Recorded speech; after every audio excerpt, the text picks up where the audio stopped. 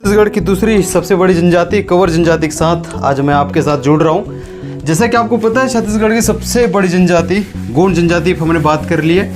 मैं साथ ही साथ चल रहा हूँ क्योंकि इसके बाद हम लोग देखें छत्तीसगढ़ में जनसंख्या के हिसाब से तो सबसे बड़ी जनजाति, दूसरी सबसे बड़ी जनजाति आप बोल सकते हैं, वो कंवर जनजाति है। इस पर हम लोग बात करेंगे, वही फॉर्मेटिंग रहेगा जैसा कि हम लोग अभी तक करते आए हैं। तो एक एक करके आप फॉर्मेटिंग देख लीजिए कौन से फॉर्मेट में हमें बात करनी है, या फिर इसको एक एक करके हम लोग एक्सप्लेन भी करते चलें। जैसा कि एक सामान्य परिचय पे बात होगा जिसके अंतर्गत हम लोग जानेंगे कि इस जनजाति के बारे में क्या क्या चीज़ें इसमें शामिल कर सकते हैं इनिशियल तौर पे, जो कि इसके बारे में जानना हमें आवश्यक होगा।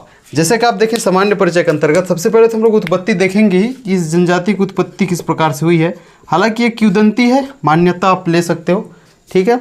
उसके अनुसार ये अपनी उत्पत्ति कौरववंशी राजा धृतराष्ट्र से मानते हैं और इसके बारे में और कुछ कहानी है लेकिन उतनी इंपॉर्टेंट है नहीं। बस एक चीज़ याद रखना, ये अपनी उत्पत्ति क्लियर है कौरववंशी राजा धृतराष्ट्र से मानते हैं। इसको आप लिख के रखें, ठीक है।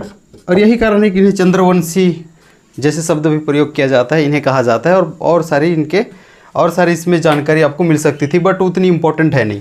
अपनी उत्पत्ति कौरववंशी राजा धृतराष्ट्र से मानते हैं और ऐसे कहा भी जाता है कि ये स्वयं को कौरवों के वंशज मानते हैं, क्लियर है। लेकिन उतना ये पूछेगा नहीं, बस एक चीज़ याद रखना है कौन से, ठीक है, राजा से अपनी उत्पत्ति मानते हैं, ये इंपॉर्टेंट यहाँ पे हो सकता है। अब उत्पत्ति के बाद मैं देखूँ तो संकेंद्रण मुझे बहुत यहाँ पे इंपॉर्टेंट लगा, जो कि हमें परिचय के तौर पे पढ़ना चाहिए। मतलब वो कौन कौन से जिले जहाँ पे ये बसते हैं या फिर उनका, ठीक है, इनका निवास है, इनकी प्रमुख बसाहट है।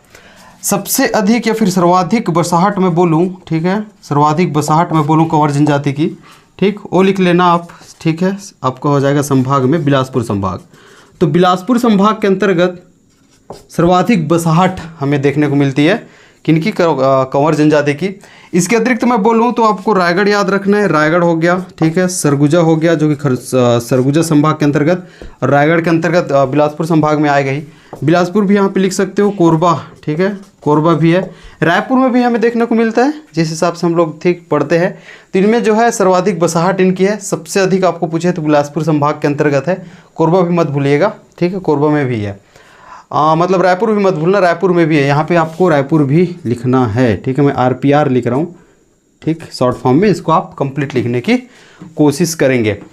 अब हम लोग सामान्य परिचय के अंतर्गत एक चीज़ और यहाँ पे देख सकते हैं, इनकी जनजातियों पे या फिर उपजातियों पे, क्लियर है, उपजातियों की बात हो सकती है। उपजातियों में याद रखना एक कमलवंशी करके उपजाति है। उसके बाद एक चीज़ याद रखना जो कि है दूध कंवर, क्लियर है। कमलवंशी को इस जनजाति का, ठीक है, इस जनजाति का सबसे मूल और प्रारंभिक माना जाता है। मतलब इस जनजाति को उपजाति कमलवंशी को सबसे, ठीक है, शुद्ध, मूल, ठीक है, या फिर प्रारंभिक या फिर आरंभिक कंवर आपको पूछे, ठीक है, कौन सी उपजाति है इसकी, तो आप क्या बोलेंगे, कमलवंशी है।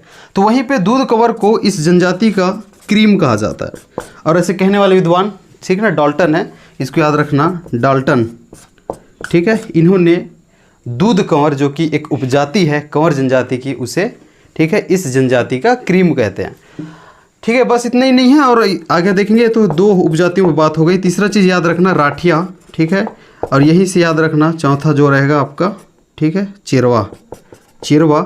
यहीं पे एक चीज़ और याद रख लेना जो कि आपके 5वें नंबर का होगा, पैकरा। राठिया, चेरवा, पैकरा के मैं बारे में बता दूँ, इसको अच्छे से लिखना, मेरी आवाज़ को सुन के, है ना, आप लिखने की कोशिश करेंगे। राठिया का प्रमुख बसाहट या फिर सर्वाधिक बसाहट हम लोग देखें तो ये आपके रायगढ़ हो जाता है। तो वहीं पे चेरवा की हम बात करें या फिर आपको पूछें तो चेरवा तो इसमें लिख लेना सरगुजा। बिल्कुल आप लिंक करके पढ़ना है, दोनों को एक साथ पढ़ना। ये सबसे शुद्ध और मूल कंवर, ठीक है ना, कहा जाता है। शुद्ध से ऐसी ट्रेस कर लेना, जो दूध कंवर है वो उन्हें क्रीम कहा जाता है इस जनजाति का, और दूध से तो याद आ ही जाएगा, ठीक है, क्रीम कहा जाता है, डाल्टन ने इसे कहा है। राठिया और चेरवा, रा को ट्रेस कर लेना। राठिया की सर्वाधिक बसाहट जो राठिया इनकी उपजाति है वो रायगढ़ में है। तो वहीं पे जो चेरवा है, ठीक है, उसकी सर्वाधिक बसाहट सरगुजा जिले में हमें देखने को मिलती है। पैकरा की एक चीज़ याद रखना, पैकरा के बारे में, त्रिपुरी कलचुरी जो है ना, त्रिपुरियों के कलचुरियों में, या फिर त्रिपुरी एक्चुअल में रतनपुर ले लेना, ठीक है, रतनपुर लेना।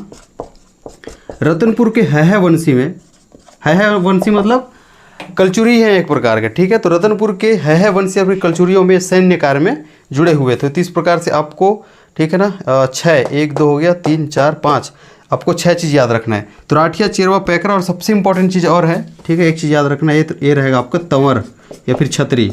इसको सबसे पहले लिखाने वाला था मैं एक्चुअल में, लेकिन आपको कॉम्बिनेशन में देना था मुझे, क्योंकि कम से कम आपके दिमाग में जो है एक ठीक कॉम्बिनेशन में जाए तो याद करने के लिए आसानी होगी।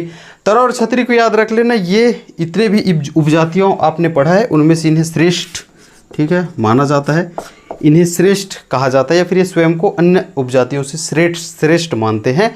इसके अतिरिक्त यहाँ पे एक चीज़ और याद रखना, कोरबा लिख लेना, कोरबा, लाफा, ठीक है, छुरी और उपरोड़ा। क्लियर है। ये जमींदारियाँ क्षेत्र थी, इन जमींदारियों में इन्हें जो है, जो कि तवर और छतरी है, एक ही चीज़ है, तवर बोल लो या फिर उसे आप छतरी बोल लेना। क्लियर है। इन्हें जमींदारियाँ प्राप्त थी। तो इस प्रकार आप इतनी चीज़ों पे बात करके सिर्फ और सिर्फ सामान्य परिचय पे बात कर सकते हैं कंवर जनजाति से संबंधित। अब इसके आगे हम लोग समाज एवं संस्कृति पे चलते हैं। बिल्कुल मैं लास्ट में बताऊंगा किस फॉर्मेट में हमने बात करी है, आप उसके लिए निश्चिंत रहेंगे। क्लियर है। वीडियो थोड़ी सी आपको स्पीड लग रही होगी क्योंकि ठीक है, यहाँ पे जितनी सारी चीज़ें मिलती हैं उसको हम लोग जल्दी से ख़त्म कर लेते हैं, क्योंकि यहाँ पे जो इम्पोर्टेंट चीज़ है, क्लियर है, समाज एवं संस्कृति में, तो मैं परिचय में इसलिए ज़्यादा टाइम नहीं लगा रहा था। संकेंद्रण को अच्छे से याद रख लेना, परिचय में आपके संकेंद्रण है। समाज एवं संस्कृति के अंतर्गत शुरुआत में ही हम लोग विवाह पे चर्चा करते हैं, और आपको पता है विवाह के साथ साथ हम लोग मृतक संस्कार पे शुरू में चर्चा कर लेते हैं, क्योंकि इंपॉर्टेंट फैक्ट्स हमें वहाँ पे देखने को मिलते हैं। क्लियर है। लेकिन यहाँ पे विवाह के बारे में उतनी सारी जानकारी हमें नहीं मिलती, तो हम लोग सीधा आएंगे मृतक संस्कार पे। तो मैं अब समाज एवं संस्कृति पे चल रहा हूँ। इसके अंतर्गत पहले ही मैं, क्लियर है, मृतक संस्कार पे बात करूंगा। मृतक संस्कार में इनिशियल लेवल पे आपको पता ही है, या फिर दफनाए जाते हैं, जलाए जाते हैं, ये सारी चीज़ें, लेकिन वो पूछता क्यों है, क्या मतलब कहाँ है, ठीक है, ऐसे थोड़ी पूछेंगे जलाए जाते हैं कि दफनाए जाते हैं। इंपॉर्टेंट है संस्कार कौन कौन से होते हैं। तो तीसरे दिन याद रखना, तीसरे दिन तिजनहावन होता है, ठीक है, तीसरे दिन तिजनहावन होता है, जहाँ पे मुंडन, जो पुरुष सदस्यों के द्वारा मुंडन किया जाता है। एकदम क्लियर है। 10 कर्म नामक, ठीक है, एक मृतक संस्कार इनके द्वारा किया जाता है, या तो उसे 90वें दिन किया जाता है, या तो उसे 10वें दिन किया जाता है, और यही इम्पोर्टेंट है इसमें। तो मृतक संस्कार के अंतर्गत हमने देखा, ठीक है, तीसरे दिन क्या होता है, तीसरे दिन जो है तिजनहावन होता है, उस दिन मुंडन वगैरह, ठीक है, होता है।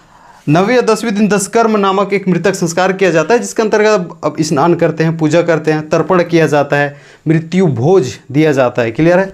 अभी 9वें 10वें का यहाँ पे याद रखना, यदि स्त्री, ठीक है, अब 2 ही प्रकार से होंगे, या फिर पुरुष।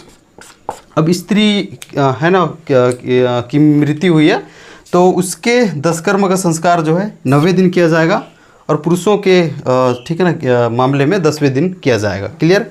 तो इस प्रकार आप मृतक संस्कार को बोल सकते हो। ठीक। अब इसके आगे हम लोग चले, ठीक है, याद रखना पंचायत बहुत ज़्यादा इंपॉर्टेंट होता है, और मोस्ट इंपॉर्टेंट चीज़ मैं बोलूँ तो पंचायत है, और यहीं पे फोकस जाएगा कि यहाँ से क्वेश्चन उठाया जाए, बहुत ज़्यादा इंपॉर्टेंट है।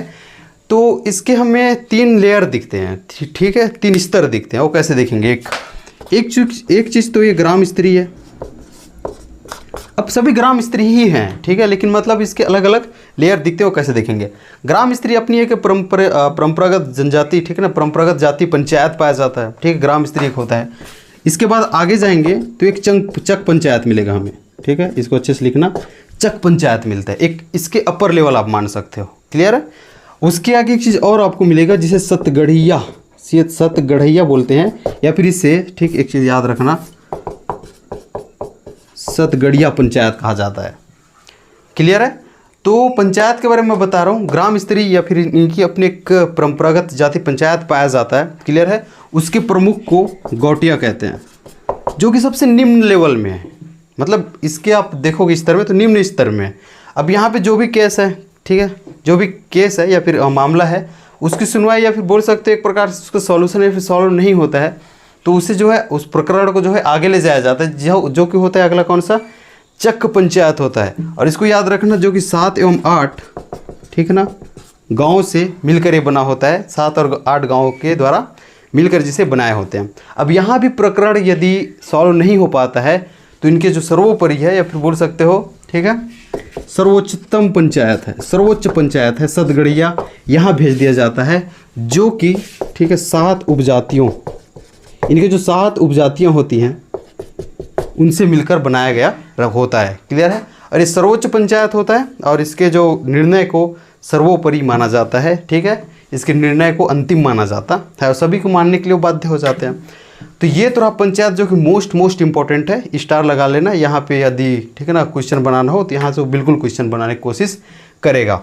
अब आप जब मृतक संस्कार और पंचायत पे बात कर लिए हैं तो 3 चीज़ों को आपको और फोकस करना है, ठीक है। वो 3 चीज़ होंगे, मैं बताऊँगी इसको अच्छे से। और टोटम पहला है, दूसरा बोली और तीसरा ठीक है इनमें नृत्य है, जो कि डायरेक्ट पूछे जा सकते हैं और ऐसे पूछे भी गए हैं, पहले भी पूछे हैं। जैसे कि आप पहला देखेंगे टोटम एक्चुअल में ठीक है ना किसी के प्रति जो है अपनी श्रद्धा विश्वास रखना होता है। वो कोई जानवर भी हो सकता है, पेड़ पौधे भी हो सकते हैं, ठीक है, उस पर असीम कृपा इनकी होती है, विश्वास रखना होता है, एक गढ़चिन्ह होता है एक्चुअल में, क्लियर है।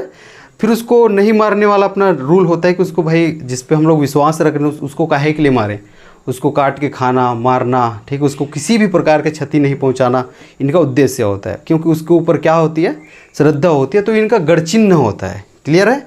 तो इनका गढ़चिन्ह होता है जिसे टोटम कहते हैं, लेकिन इम्पॉर्टेंट है कि वो अलग अलग नामों से जाना जाता है। जैसे कि बस्तर के जो हल्बा जनजाति है उनके टोटम को बरग कहा जाता है, याद रखना क्या कहा जाता है, बरग, क्लियर है, बरग कहा जाता है।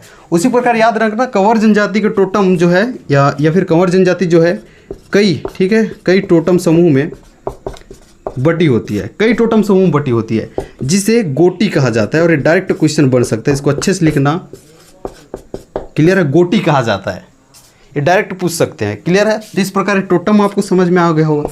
दूसरा चीज़ इंपॉर्टेंट है नृत्य, और तीसरा इंपॉर्टेंट इनमें है, ठीक है, क्या बोला था मैंने, बोली, डायलेक्ट, इनको देख लेना। तो इनका जो नृत्य है ये बार नृत्य करते हैं, और ऐसे कहा जाता है कि बार नृत्य कंवर जनजाति की देन है।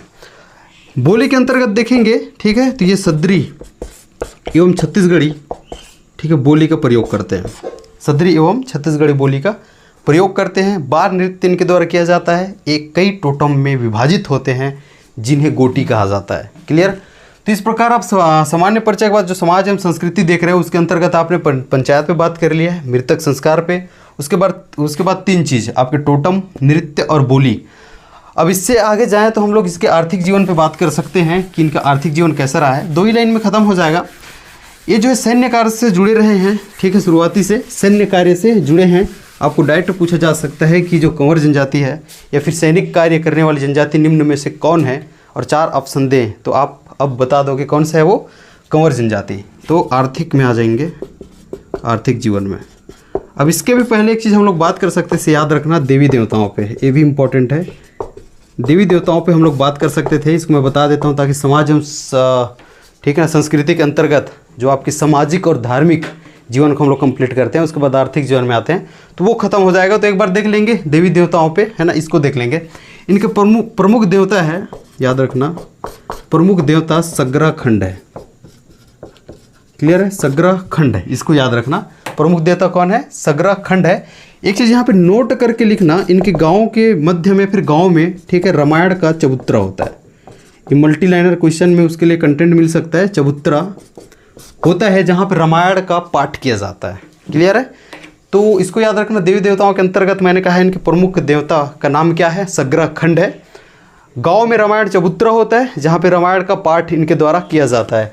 अब हम लोग आर्थिक जीवन पे जाते हैं। जैसा कि मैंने कहा है कि इनका जो कार्य शुरू से सैनिक कार्य रहा है, मतलब सैन्य कार्य से जुड़े रहे हैं। इसके बाद देखना इनके आजीविका का मुख्य स्रोत हम लोग देखें, ठीक है, आजीविका का मुख्य स्रोत कृषि और मजदूरी रही है, या फिर कृषि और मजदूरी है।